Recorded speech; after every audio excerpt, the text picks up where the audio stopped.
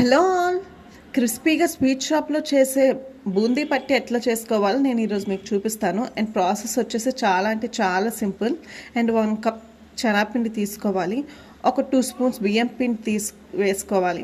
And ఒక 2 spoons అయితే సరిపోతుంది, ఎందుకంటే మరీ ఎక్కువ వేసినా టేస్ట్ డిఫరెంట్ వచ్చేస్తుంది అన్నమాట.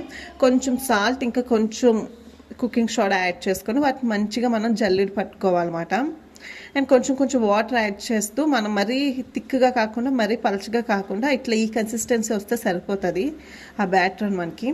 అండ్ తర్వాత ఇప్పుడు బూందీ వేసుకోవడానికి ఆయిల్ పెట్టుకొని మనకి ఇట్లా చిల్లులు గరిటె ఉంటుంది కదా, ఆ చిల్లులు గరిటె తీసుకొని ఒక్కొక్క గరిటెతోటి మనం శనగపిండి యాడ్ చేసుకొని నేను చూపిస్తున్న విధంగా ఇట్లా తిప్పుకుంటే మనకి బూందీ ఇట్లా రౌండ్ రౌండ్గా పడుతుంది అన్నమాట ఆయిల్లో.